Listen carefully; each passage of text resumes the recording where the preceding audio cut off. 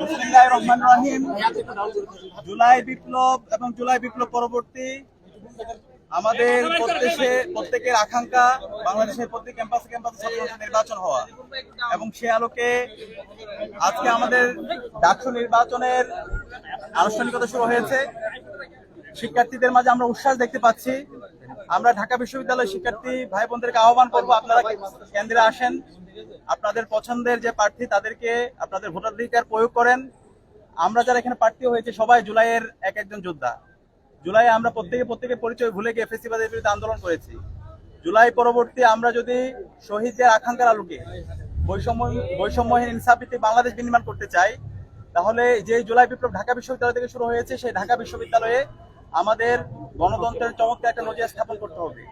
ইতিমধ্যে আমরা ডাকসু নির্বাচন শুরু হওয়ার পর থেকেই আমরা আমাদের সেই নজির দেখিয়েছি।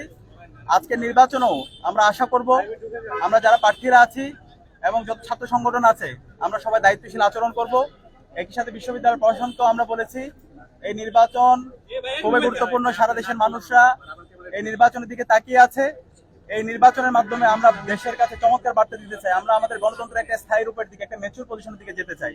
তো সেই জায়গায় আমরা বারবার বলেছি একটি ফ্রি ফেয়ার ক্রেডিবল ইলেকশন আয়োজন করার জন্য ওনারা যেন দায়িত্বশীল আচরণ করে। তো আমরা এখন পর্যন্ত অবজার্ভ করছি, পর্যবেক্ষণ করছি।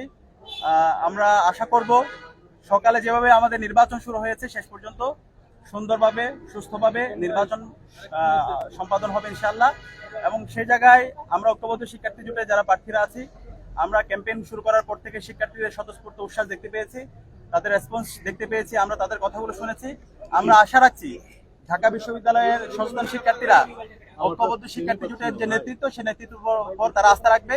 এবং আমাদের ঐক্যবদ্ধ শিক্ষার্থী জোটের যে কথা, আমাদের মূল কথা হচ্ছে শিক্ষার্থীদের ভয়েসে আমাদের ভয়েস, শিক্ষার্থীদের আকাঙ্ক্ষায় আমাদের আকাঙ্ক্ষা।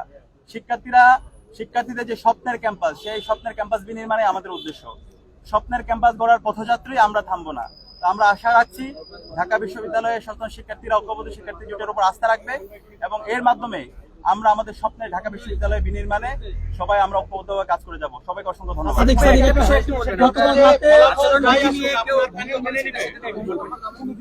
আমরা আচরণবিধির ব্যাপারে বিশ্ববিদ্যালয় প্রশাসনের সাথে আলাপ করেছি। বিশ্ববিদ্যালয় প্রশাসন বলেছিল এখানে কোনো ধরনের ডেস্ক বসানো যাবে না, এটা আমাদেরকে ক্লিয়ার করেছে। সেখানে আমরা কোনো ডেস্ক ব্যবহার করিনি এবং 100 মিটারের মধ্যে কোনো ধরনের স্লিপ দেওয়া যাবে না।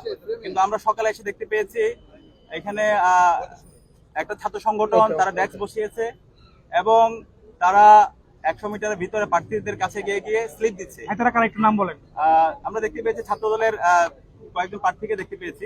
তো আমরা অনুরোধ করব যে আচরণবিধি আছে সেই আচরণবিধি যেন মানা হয় এবং এক্ষেত্রে আমরা সবাইকে আহ্বান করব, এই নির্বাচনটা খুবই গুরুত্বপূর্ণ।